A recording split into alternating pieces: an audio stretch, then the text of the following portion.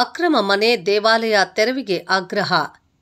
ಕೋಲಾರ ತಾಲೂಕಿನ ಮುದವತ್ತಿ ಗ್ರಾಮದಲ್ಲಿ ಕಾನೂನನ್ನು ಉಲ್ಲಂಘಿಸಿ ನಿರ್ಮಾಣ ಮಾಡಿರುವ ಮನೆಗಳು ಮತ್ತು ದೇವಾಲಯಗಳನ್ನು ತೆರವು ಮಾಡಿಸಲು ಅಧಿಕಾರಿಗಳು ಮುಂದಾಗಬೇಕೆಂದು ಜೈ ಭೀಮ್ ಅಖಿಲ ಭಾರತ ದಲಿತ ಕ್ರಿಯಾ ಸಮಿತಿ ರಾಷ್ಟ್ರೀಯ ಅಧ್ಯಕ್ಷ ಬಿಆರ್ ಮುನಿರಾಜು ಆಗ್ರಹಿಸಿದರು. ಇಲ್ಲಿನ ತಾಲೂಕು ಕಚೇರಿ ಮುಂದೆ ನಡೆದ ತಮಟೆ ಚಳವಳಿಯಲ್ಲಿ ಮಾತನಾಡಿ, ಜಿಲ್ಲಾ ಸಿವಿಲ್ ನ್ಯಾಯಾಲಯದಲ್ಲಿ ತಡೆಯಾಜ್ಞೆ ಇದ್ದರೂ ಸಹ ಜಮೀನನ್ನು ಮಾರಾಟ ಮಾಡಲು ಮುಂದಾಗಿರುವ ನಾರಾಯಣಪ್ಪ ಶ್ರೀಕಂಠಮೂರ್ತಿ ಮತ್ತಿತರರ ವಿರುದ್ಧ ಕಾನೂನು ಕ್ರಮ ಜರುಗಿಸಬೇಕೆಂದು, ಜಮೀನಿನ ವಾರಸುದಾರರಾದ ರಾಮಪ್ಪ ಅವರಿಗೆ ಸೇರಬೇಕಾದ ಆಸ್ತಿಯನ್ನು ನಕಲಿ ವೀಲ್ ಮೂಲಕ ಮೋಸ ಮಾಡಿರುವ ನಾರಾಯಣಸ್ವಾಮಿ ವಿರುದ್ಧ ಕ್ರಮ ಆಗಬೇಕಿದ್ದು, ಸದರಿ ವಿವಾದಾಸ್ಪದ ಜಾಗದಲ್ಲಿ ಓಎಸ್ ನಂಬರ್ ನಾಮಫಲಕ ಅಳವಡಿಸಬೇಕೆಂದು ಮುನಿರಾಜು ಮನವಿ ಮಾಡಿದ್ರಲ್ಲದೆ 15 ದಿನದಲ್ಲಿ ಬೇಡಿಕೆ ಈಡೇರದಿದ್ದಲ್ಲಿ ಡಿಸಿ ಕಚೇರಿಗೆ ಮುತ್ತಿಗೆ ಹಾಕಲಾಗುವುದೆಂದು ಎಚ್ಚರಿಸಿದರು. ಮನವಿ ಸ್ವೀಕರಿಸಿದ ತಹಶೀಲ್ದಾರ್ ಹಂಸ ಮರ್ಯಾ ಅವರು ಈ ಸಂಬಂಧ ತನಿಖೆ ನಡೆಸಿ ಅಗತ್ಯ ಕ್ರಮ ಕೈಗೊಳ್ಳಲಾಗುವುದೆಂದು ಭರವಸೆ ನೀಡಿದರು. ಜೈ ಭೀಮ್ ಅಖಿಲ ಭಾರತ ದಲಿತ ಕ್ರಿಯಾ ಸಮಿತಿ ರಾಷ್ಟ್ರೀಯ ಉಪಾಧ್ಯಕ್ಷ ಡಾ ಆರ್ ರಾಜಶೇಖರನ್, ಗೌರವಾಧ್ಯಕ್ಷ ಸಿದ್ದಪ್ಪ, ರಾಜ್ಯಾಧ್ಯಕ್ಷ ಎಂಎನ್ ಶ್ರೀರಾಮ್, ಪ್ರಜಾ ವಿಮೋಚನಾ ಚಳವಳಿ ಸ್ವಾಭಿಮಾನ ಉಪಾಧ್ಯಕ್ಷ ಸಿ ಸತೀಶ್ ಕುಮಾರ್, ಬೆಂಗಳೂರು ಜಿಲ್ಲಾಧ್ಯಕ್ಷ ಶಿವಕುಮಾರ್ ಪ್ರತಿಭಟನೆಯಲ್ಲಿ ಭಾಗವಹಿಸಿದ್ದರು. ಗಲ್ಪೇಟೆ ಪೊಲೀಸ್ ಠಾಣೆ ಸಬ್ ಇನ್ಸ್ಪೆಕ್ಟರ್ ಭಾರತಿ ಬಂದೋಬಸ್ತ್ ಏರ್ಪಡಿಸಿದ್ರು. ಫೋಟೋ ಕ್ಯಾಪ್ಷನ್: ಕೋಲಾರ ತಾಲೂಕು ಕಚೇರಿ ಮುಂದೆ ಪ್ರತಿಭಟನೆ ನಡೆಸಿದ ದಲಿತ ಮುಖಂಡ ಮುನಿರಾಜು ಅವರ ತಹಶೀಲ್ದಾರ್ಗೆ ಮನವಿ ಸಲ್ಲಿಸಿದ್ರು. ಎಷ್ಟು ಬೇಸರವಾಗುತ್ತಂದ್ರೆ ನಮ್ಗೆ ಅಷ್ಟು ಬೇಜಾರಾಗ್ತದೆ. ಯಾಕಂದ್ರೆ ಇವ್ರೇನೋ ಮಾಡ್ಬೇಕಾದ್ರೆ ಕನ್ವರ್ಷನ್ ಮಾಡ್ಕೊಂಡು ಮನೆಗೆ ಕಟ್ಟೋಕೆ ಏನ್ ನಮ್ ತೊಂದರೆ ಇಲ್ಲ. ಆಮೇಲೆ ಮುಜರಾಯಿ ಇಲಾಖೆಯಿಂದ ದೇವಸ್ಥಾನಗಳನ್ನ ತೆರೆಯೋದಕ್ಕೆ ಪರ್ಮಿಷನ್ ತಗೊಂಡ್ ಕಟ್ಲಿ, ನಮ್ಗೇನೋ ತೊಂದರೆ ಏನಿಲ್ಲ. ಅದನ್ನ ಉಲ್ಲಂಘಿಸಿ ಇವರೆಲ್ಲ ಇದು ಮಾಡ್ತಾರಂದ್ರೆ ಎಷ್ಟು ಮಾತ್ರ ಇವ್ರಿಗೆ ಧೈರ್ಯ ಇರಬೇಕು ಅಂತ ಕೇಳಿ. ಆಮೇಲೆ ನಾವು ಪೊಲೀಸ್ ಅಧಿಕಾರಿಗಳಿಗೆ ನಾವು ಮನವಿ ಕೊಟ್ಟು, ಸರ್ ಹೋರಾಟಕ್ಕೆ ನಮ್ಗೆ ಒಂದು ಪರ್ಮಿಷನ್ ಕೊಡಿ ಅಂತ ನಾವು ಕೇಳ್ಕೊಂಡ್ವಿ.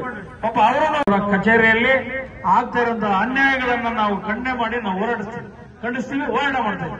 ಯಾಕಂದ್ರೆ ಇದು ಹೋರಾಟ ಯಾವುದೇ ಕಡೆ ನಾವು ನಿಲ್ಲಕ್ಕೆ ಇದು ಮಾಡಲ್ಲ. ಅವರೇನೋ ಬಂದಿಲ್ಲ, ಇಲ್ಲೇನೆ ಸಾಂಕೇತಿಕವಾಗಿ ನಾವು ಇಲ್ಲೇ ಹೋರಾಟ ಮಾಡ್ತಾ ಇದ್ದೀವಿ. ಉಪವಾಸ ಸತ್ಯಾಗ್ರಹ ಕುತ್ಕೊಳ್ಳೋಕೆ ನಾವು ಯೋಚನೆಯೇ ಮಾಡಲ್ಲ. ಆ ಕೆಲಸ ಆಗಬೇಕು. ಇಮಿಡಿಯೇಟ್ಲಿ ಆ ಜಾಗದಲ್ಲಿ ಏನೇನು ಕೆಲಸ ಮಾಡ್ತಾ ಎಲ್ಲ ತೆರವುಗೊಳಿಸಬೇಕು. ಕಾನೂನು ಚೌಕಟ್ಟಲ್ಲಿ ಅವ್ರ ಮೇಲೆ ಒಂದು ಕ್ರಿಮಿನಲ್ ಕೇಸ್ ಫೈಲ್ ಮಾಡಬೇಕು. ಕಾನೂನು ಉಲ್ಲಂಘನೆ ಮಾಡೋದನ್ನೆಲ್ಲ ವ್ಯವಸ್ಥಿತವಾಗಿ ನ್ಯಾಯ ರೀತಿಯಲ್ಲಿ ನ್ಯಾಯ ಕೊಡಬೇಕು. ಆ ನ್ಯಾಯ ಕೊಡೋವರೆಗೂ ನಮ್ಮ ಹೋರಾಟ ನಿಲ್ಲಲ್ಲ. ಅದಕ್ಕೆ ನಾನು ಇನ್ನೊಂದು ಮತ್ತೊಮ್ಮೆ ಪೊಲೀಸ್ ಅಧಿಕಾರಿಗಳನ್ನು ಮನವಿ ಮಾಡ್ಕೊಂತ ಇದ್ದೀನಿ. ತಹಶೀಲ್ದಾರ್ ಯಾರನ್ನ ಇದರಲ್ಲಿ ಕರೆದು ಜಿಲ್ಲಾಧಿಕಾರಿಗಳ ಕಚೇರಿಯಿಂದ ಯಾರನ್ನು ಬರಂಗೆ ಆದಷ್ಟು ಬೇಗ ಅವ್ರನ್ನ ಕರೆದ್ರೆ ನಮ್ಮ ಒಂದು ಮನವಿಯನ್ನು ಸ್ವೀಕರಿಸಿ ಹೋದ್ರೆ ಇನ್ನೂ ಚೆನ್ನಾಗಿರ್ತದೆ ಅಂತೇಳಿ ನಾನು ಪೊಲೀಸ್ ಅಧಿಕಾರಿಗಳು ನಾನು ಮನವಿಯನ್ನು ಸಲ್ಲಿಸ್ತಾ ಇದ್ದೀನಿ. ಆಮೇಲೆ ಈ ಒಂದು ನಮ್ಮ ಮನವಿಯನ್ನು ತಗೊಂಡು 1 ವಾರದೊಳಗಡೆ ಏನಾದ್ರೂ ಅಲ್ಲಿ ಏನಾನ ಯಥಾಸ್ಥಿತಿ ಆಗಲಿಲ್ಲ ಅಂದ್ರೆ ಜಿಲ್ಲಾಧಿಕಾರಿಗಳ ಕಚೇರಿಗೆ ಮುತ್ತಿಗೆ ಹಾಕೋದಂತೂ ತಪ್ಪಲ್ಲ. ಬರವಾರ ಜಿಲ್ಲಾಧಿಕಾರಿಗಳ ಕಚೇರಿ ಮುಂದೆ ನಾವು ಮುತ್ತಿಗೆ ಹಾಕ್ತೀವಿ. ಜಿಲ್ಲಾಧಿಕಾರಿಗಳ ಕಚೇರಿಯಲ್ಲಿ ಯಾರು ಒಬ್ಬರು ಓಡಾಡಕ್ ಬಿಡಲ್ಲ. ನಾವು ಬಾಗ್ಲೆ ಹಾಕ್ಸ್ತೀವಿ ಪಬ್ಲಿಕ್ಗೆ. ಅದಕ್ಕೆ ಸಾರ್ವಜನಿಕರನ್ನು ಸಹಕರಿಸಬೇಕು. ಇಲ್ಲಿ ಬಂದಿರತಕ್ಕಂಥ ನಮ್ಮ ಕೋಲಾರ ಸಂಘಟನೆಗಳು ಎಷ್ಟೆಷ್ಟಿದೆಯೋ ಎಲ್ಲ ಸಂಘಟನೆಗಳು ಎಲ್ಲ ಲೀಡರ್ಗಳೆಲ್ಲ ಬರ್ತಾ ಇದ್ದಾರೆ. ಯಾಕಂದ್ರೆ ಈ ಹೋರಾಟ ನಮ್ಮ ಕರ್ನಾಟಕ ರಾಜ್ಯದಲ್ಲಿ ಪ್ರಪ್ರಥಮ ಕೋಲಾರ ಅಂದ್ರೆ ಬಹಳ ಯಶಸ್ವಿ ಹೋರಾಟ ಹಮ್ಮಿಕೊಂಡಿದ್ದೀವಿ. ಅಂದ್ರೆ ಕೋಲಾರ ಜಿಲ್ಲೆ ಮುದವತ್ತಿ ಗ್ರಾಮದ ಸರ್ವೆ ನಂಬರ್ 187/8ರಲ್ಲಿ ರಾಮಪ್ಪ ಮತ್ತು ಕುಟುಂಬಸ್ಥರಿಗೆ ಸೇರಿದಂಥ ಜಾಗ ಇತ್ತು. ಆ ಜಾಗದಲ್ಲಿ ರಾಮಪ್ಪನವರ ತಂದೆಯವರಿಗೆ 3 ಜನ ಮಕ್ಕಳಿರ್ತಾರೆ. ಅವ್ರ ಮಕ್ಕಳಲ್ಲಿ ರಾಮಪ್ಪನ ಒಬ್ಬನಿದ್ದಾನೆ. ರಾಮಪ್ಪ ಸತ್ತೋದ ಮೇಲೆ ಇನ್ನು ರಾಮಪ್ಪನ ಅಣ್ಣದಮ್ಮಂದಿರು ಈ ನಮ್ಮ ಸತೀಶ್ ಅವ್ರ ತಂದೆಯವ್ರಿಗೆ ಮತ್ತು ಇನ್ನಿತರಿಗೆ ಭಾಗ ಕೊಡದೆ ಅವ್ರು ಒಬ್ಬರೇ ಹಾಕೊಂಡಿರ್ತಾರೆ. ಆ ವಿಚಾರದಲ್ಲಿ ನಾವು ಕೋರ್ಟ್ಗಳಿಗೆ ಹೋಗಿ ಸ್ಟೇ ಆರ್ಡರ್ ತೊಗೊಂಡ್ಬಂದು ವ್ಯವಸ್ಥಿತವಾಗಿ ನಾವು ನ್ಯಾಯ ರೀತಿಯಲ್ಲಿ ಹಂಚ್ಕರಣ ಮಾಡ್ಕೊಳ್ಳೋಣ ಅಂತೇಳಿ ಪಾಪ ಇವರೆಲ್ಲ ಇದ್ದರೆ ಅದಕ್ಕೇನು ಮಾಡ್ತಾ ಇದ್ದಾರೆ, ಕೆಲವರು ಕಿಡಿಗಾಡಿಗಳೆಲ್ಲ ಸೇರಿಕೊಂಡು ಆ ಜಮೀನನ್ನ ಮಾರಾಟ ಮಾಡೋಕೆ ಹೋಗ್ತಾರೆ. ಈ ಶ್ರೀನಾರಾಯಣ ಸ್ವಾಮಿ ಅನ್ನೋನು ಮಾರಾಟ ಮಾಡೋಕೆ ಹೋಗ್ತಾರೆ. ಆಮೇಲೆ ಅಕ್ರಮವಾಗಿ ಆ ಜಮೀನಲ್ಲಿ ಕನ್ವರ್ಷನ್ ಮಾಡಿದ ಭೂಪರಿವರ್ತನೆ ಮಾಡಿದ್ರೆ ಮನೇಲಿ ಕಟ್ತಾ ಇದ್ದಾರೆ. ಆನಂತರ ಬಂದ್ಕೊಂಡು ಒಂದು ದೇವಸ್ಥಾನ ಒಂದು ಕಟ್ಟಿದ್ದಾರೆ. ಮುಜರಾಯಿ ಇಲಾಖೆಯಿಂದ ಅನುಮತಿ ತಗೊಂಡು ವ್ಯವಸ್ಥಿತವಾಗಿ ಮಾಡಬೇಕು. ಅದನ್ನು ಕಮರ್ಷಿಯಲ್ ಮಾಡ್ಕೊಂಡು ಇವರೆಲ್ಲ ಕೇಳಕ್ಕೆ ಹೋದು ಇವ್ರ ಮೇಲೆಲ್ಲ ಕೇಸ್ಗಳು ಹಾಕೋದು, ಆಮೇಲೆ ಇದು ಮಾಡೋದು, ಅಲ್ಲಿ ವ್ಯವಸ್ಥಿತವಾಗಿ ತುಂಬ ಬೆದರಿಕೆ ತೊಂದರೆಗಳು ಕೊಡ್ತಾರೆ. ಅಂದರೆ ಒಂದು 3-4 ದಿನದ ಕಡೆ ನಾವು ಸ್ಪಾಟ್ ಹತ್ರ ಹೋಗ್ಬಿಟ್ಟು ಅದೇನಾಗಿದೆ ನೋಡೋಣ ಅಂತ ಇದು ಮಾಡೋಕೆ ಹೋಗ್ತಾರೆ. ಅದೇನೊಂದು ಬೋರ್ಡ್ ಹಾಕೋದು, ಆ ಬೋರ್ಡ್ ಹಾಕ್ಬಾರ್ದಂದ್ರೆ ಇವ್ರ ಮೇಲೆ ಎಕ್ಸಾಮ್ ಅಲ್ಲೇ ಮಾಡೋಕ್ಕೆ ನಾವು 112 ಫೋನ್ ಮಾಡಿ ಪೊಲೀಸ್ ಅಧಿಕಾರಿಗಳು ಕರೆಸ್ಕೊಂಡು ಆಮೇಲೆ ಹಿರಿಯ ಪೊಲೀಸ್ ಅಧಿಕಾರಿಗಳ ಸಮ್ಮುಖದಲ್ಲಿ ನಾವು ಹೋರಾಟ ಮಾಡ್ತೀವಿ ಅಂತ ಹೇಳಿದಾಗ ಆಮೇಲೆ ಅವ್ರೇನು ಹೇಳಿದಂತಾರೆ, ನಮಗೆ ಸರ್ ನೋಡಿ, ನೀವು ತಹಶೀಲ್ದಾರ್ ಕಡೆಯಿಂದ ಒಂದು ಗಮನ ತೊಗೊಂಬನ್ನಿ, ನಾವೇನು ಬೇಕೋ ಮಾಡ್ಕೊಡ್ತೀವಿ ಅಂತ ಹೇಳಿದ್ರು. ಅದರಿಂದ ನಾವು ಪೊಲೀಸ್ ಅಧಿಕಾರಿಗಳಿಗೂ ಒಂದು ಮನವಿ ಕೊಟ್ಟು ಆಮೇಲೆ ಜಿಲ್ಲಾಧಿಕಾರಿಗಳ ಕಚೇರಿಗೆ ಮುತ್ತಿಗೆ ಹಾಕ್ತೀವಿ. ನ್ಯಾಯ ಸಿಗೋವರೆಗೂ ನಮ್ಮ ಹೋರಾಟ ನಿಲ್ಲಲ್ಲ. ಈ ಒಂದು ವಿಚಾರಕ್ಕೆ ಈ ಹೋರಾಟದಲ್ಲಿ ಮಾಧ್ಯಮದವರು ಮತ್ತು ಆಮೇಲೆ ನಮ್ಮ ಹಲವಾರು ಸಂಘಟನೆ ಕಾರ್ಯಕರ್ತರು, ಇನ್ನೂ 100 ಸಂಘಟನೆ ಕಾರ್ಯಕರ್ತರು ಬರ್ತಾ ಇದ್ದಾರೆ. ಆ ಒಂದು ವಿಚಾರದಲ್ಲಿ ನಾವು ಹೋರಾಟ ಇವತ್ತಿಗೆ ಕೈ ಬಿಡ್ತಾ ಇದ್ದೀವಿ. ಮುಂದೆ ಏನಾದರೂ ನಮ್ಗೆ ನ್ಯಾಯ ಸಿಕ್ಕಿಲ್ಲ ಅಂದರೆ ಮುಂದಿನ ದಿನಗಳಲ್ಲಿ ನಾವು ಹೋರಾಟ ಮಾಡ್ತೀವಿ ಅಂತೇಳಿ ನಾನು ಮಾಧ್ಯಮದವರಿಗೆ ಈ ಮಾಹಿತಿಯನ್ನು ತಿಳಿಸ್ತಾ ಇದ್ದೀನಿ. ಈ ವಿಚಾರವನ್ನು ಪ್ರಚಾರ ಮಾಡಿ ನಮ್ಮ ಸತೀಶ್ ಅವರ ಕುಟುಂಬಕ್ಕೆ ನ್ಯಾಯ ಒದಗಿಸಬೇಕಂತೇಳಿ ತಮ್ಮಲ್ಲಿ ಮನವಿ. ಜೈ ಭೀಮ್, ಜೈ ಭಾರತ್, ಜೈ ಅಂಬೇಡ್ಕರ್. ಜೈ ಭೀಮ್, ಅಖಿಲ ಭಾರತ ದಲಿತ ಪರಿಷತ್. ಸತೀಶ್ ಕುಮಾರ್, ಪ್ರಜಾ ವಿಭಜನಾ ಚಳವಳಿ ಉಪಾಧ್ಯಕ್ಷರು, ಯುವ ಘಟಕ. ಇವತ್ತಿನ ದಿನ ನಾವೇನು ಈ ಪ್ರತಿಭಟನೆ ಹಮ್ಮಿಕೊಂಡಿದ್ದೀವಿ ಅಂದರೆ, ಪಾರ್ಶ್ವನಹಳ್ಳಿ ಗ್ರಾಮ ಸರ್ವೆ ನಂಬರ್ 187/8ರಲ್ಲಿ ಈ ಭೂಗಳ್ಳ ಸಿ ನಾಣಪ್ಪ ಎಂಬ ವ್ಯಕ್ತಿ ಅವ್ರಿಗೆ ಸೇರೋದಿಲ್ಲ. ಅಂದರೆ 3 ಜನ ಅಣ್ಣ ತಮ್ಮಂದಿರು ಇರ್ತಾರೆ. ಆ 3 ಜನದಲ್ಲಿ ಒಬ್ಬರಿಗೆ ನೋ ಇಶ್ಯೂಸ್, ಮಕ್ಕಳಿರೋದಿಲ್ಲ.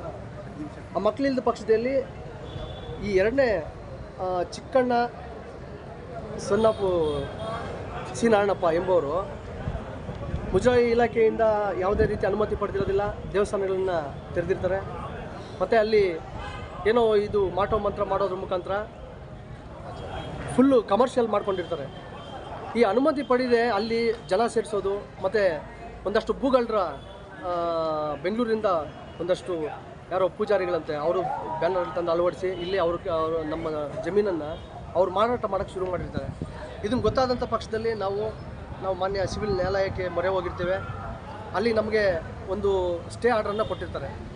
ಅದೇ ರೀತಿಯಾಗಿ ನಾವು ಆ ಸ್ಟೇ ಬೋರ್ಡನ್ನು ನಾವು ಅಲ್ಲಿ ನೆಡಕ್ಕೆ ಹೋದಂಥ ಪಕ್ಷದಲ್ಲಿ ಇವರು ನಮ್ಮ ಮೇಲೆ ಏಕಾಏಕಿ ಹಲ್ಲೆಗೆ ಬಂದಿರ್ತಾರೆ. ಸಿ ನಾರಾಯಣಪ್ಪ ಮತ್ತು ಲಕ್ಷ್ಮಮ್ಮ ಮತ್ತು ಶ್ರೀಕಂಠಮೂರ್ತಿ, ರವಿಕುಮಾರ್ ಹಾಗೂ ಮಂಜುನಾಥ್ ಎಂಬ ಚಿಕ್ಕನಾಣಪ್ಪ, ಈ ಇಷ್ಟು ಜನ ನಮ್ಮ ಮೇಲೆ ಏಕಾಏಕಿ ಹಲ್ಲೆಗೆ ಬಂದಾಗ ನಮಗೆ ಪ್ರಾಣ ಭಯ ಆಗುತ್ತಾಗ ನಾವೇನು ಮಾಡ್ತೀವಿ, 112 ಕಾಲ್ ಮಾಡಿ ಪೊಲೀಸರ ಗಮನಕ್ಕೆ ತಂದಿರ್ತೀವಿ. ಅಲ್ಲಿಂದ ಒಂದಷ್ಟು 2-3 ಜನ ನಮಗೆ ಸಹಾಯ ಬಂದು ಪೊಲೀಸ್ನವರು ಅಲ್ಲಿ ಸ್ಥಳದಲ್ಲಿ ಏನೇ ಘಟನೆ ನಡೀತಾ ಇದ್ದರೆ ಅದನ್ನು ಬಗೆಹರಿಸಿ ಬಂದು ಠಾಣೆಗೆ ಮಾತಾಡಿ ಅಂತ ಹೇಳಿರ್ತಾರೆ.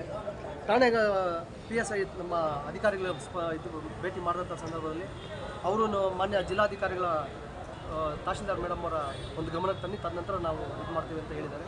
ಆ ಪ್ರಕಾರವಾಗಿ ನಾವು ಇವತ್ತು ಇಲ್ಲಿ ಬಂದು ಹೋರಾಟವನ್ನು ಹಮ್ಮಿಕೊಂಡಿದ್ದೇವೆ. ನಮ್ಮ ಹೋರಾಟಕ್ಕೆ ಸ್ಪಂದನೆ ಮಾಡಿ ಮಾನ್ಯ ಗ್ರೇಡ್ 2 ತಹಶೀಲ್ದಾರ್ ಸಾಹೇಬ್ ಮೇಡಮ್ ಅವರು ಬಂದು ನಮ್ಮ ಮನವಿನ ತೆಗೆದುಕೊಂಡು ನಾವು ನಿಮಗೆ ನ್ಯಾಯ 1 ವಾರದಲ್ಲಿ ನ್ಯಾಯ ದೊರಕಿಸ್ಕೊಡ್ತೀವಿ ಅಂತ ಭರವಸೆ ಕೊಟ್ಟಿರ್ತಾರೆ.